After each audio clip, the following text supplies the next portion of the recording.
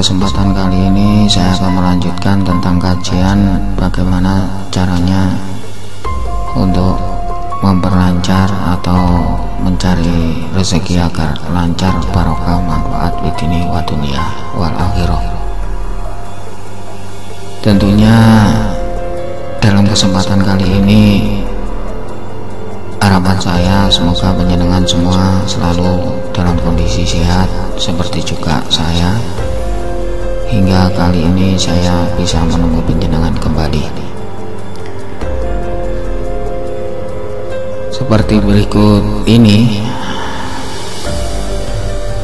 atau seperti video-video sebelumnya. Jika nanti ada kesalahan saya mohon maaf sebelum saya menjabarkan segala sesuatu.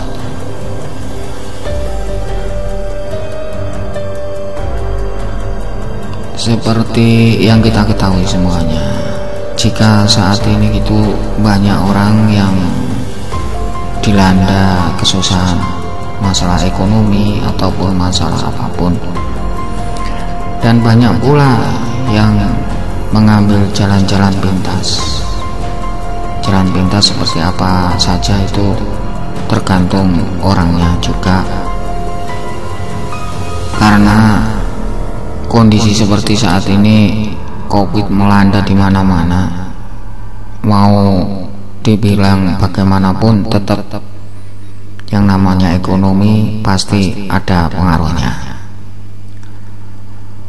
Nah, kondisi seperti ini sebaiknya kita mendekatkan diri pada Yang Maha Kuasa tentunya. Kalau kita muslim tentunya kita selalu memohon sama Allah agar kita itu dijauhkan dari segala macam penyakit dan apapun itu bentuknya, dan selalu dijaga kesehatan kita sekeluarga. Amin. Dalam kesempatan kali ini, bagaimana caranya untuk memperlancar usaha kita agar lancar, walaupun penghasilan kita tidak seperti yang dahulu, namun setidaknya itu lancar gitu. Baik, akan saya perjelas di sini. Lancar dan tidaknya sebuah usaha itu biasanya tergantung orangnya. Seperti ada kata-kata pepatah begini: jika seseorang itu sering mengeluh, maka eluan atau putus asanya dia mengeluh itulah doa, ya kan? Jadi ucapan yang pertama itu adalah doa, dan kalau mengerti tentang itu, kita tidak harus kok begini, kok begitu,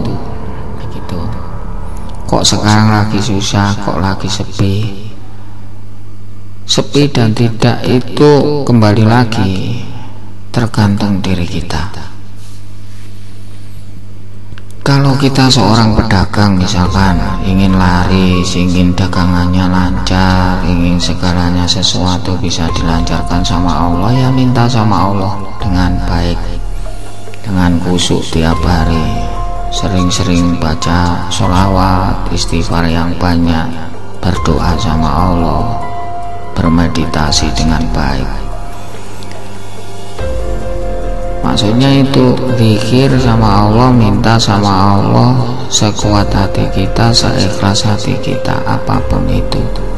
Misalkan istighfar yang banyak, minta ampun sama Allah. Mungkin dalam perjalanan kita itu banyak salah sama Allah, ya minta sama Allah yang betul-betul.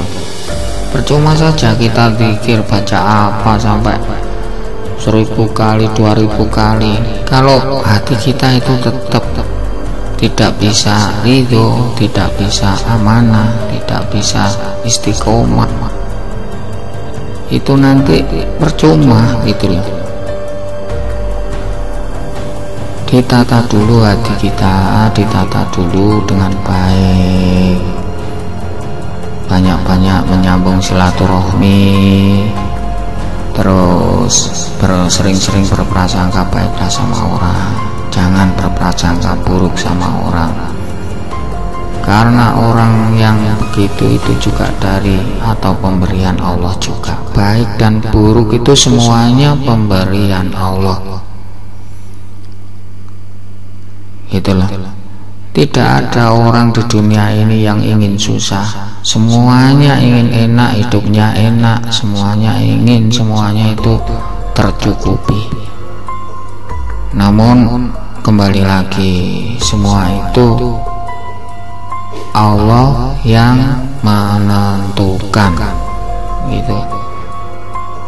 Kalau kita ingin betul-betul lancar usaha kita, tiap malam itu sering-seringlah sholat, atau kita sering-sering sholat duha kalau kita muslim.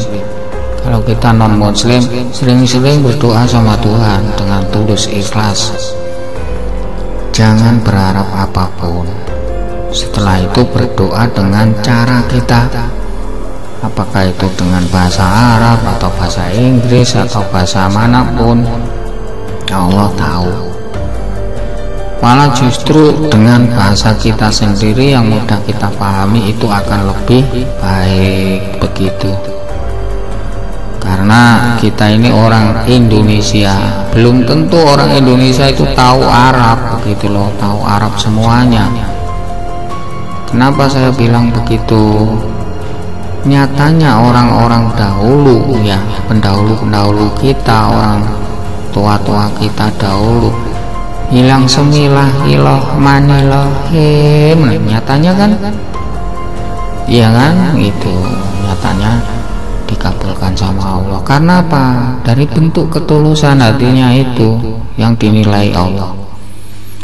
Jadi bukan karena Arabnya, bukan karena bahasanya, bukan karena pecinya, bukan karena mobilnya, bukan karena kekayaannya, bukan. Yang diukur Allah itu ketakwaan, keimanan kita, istiqomah kita, ketulusan hati kita, ibadah kita gitu. Jika nanti kalau sudah terpenuhi itu, jangan lupakan rezeki kita itu ada hak-hak orang lain. Kalau bisa dikasihkanlah sama anak-anak kecil, orang-orang miskin. Namun jangan dilihat-lihatkan. Kalau bisa itu sendiri aja, datangi orang itu lalu kasihkan gitu aja. Bu, ini mohon maaf saya punya rezeki ini, tolong diterima dengan baik. Ya setelah itu kita pergi gitu aja, nggak usah diingat-ingat seperti kita memberikan sesuatu atau kita membuang kotoran gitu, nggak usah diingat-ingat lah. Nah, itu akan memperlancar kita, karena itu membuang sial kita dan untuk apa ya, membersihkan segala sesuatu yang atau kesalahan-kesalahan kita gitu loh. Itu akan membuka pintu rezeki kita.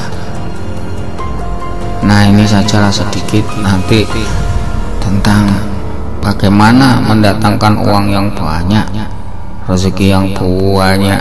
Nah, itu nanti ada cara-caranya. Itu biasanya yang sudah seperti itu, yang dikir sampai berapa itu yang sudah terbiasa di situ. Kalau kita belum terbiasa ya mending kita membaca apa gitu. Yang terpenting istighfarnya jangan ditinggalkan, sholatnya jangan ditinggalkan, dan diistiqomahkan, hatinya bersih, ikhlas meminta sama Tuhan yang Maha Kuasa. Kalau kita Islam sama Allah Subhanahu wa Ta'ala.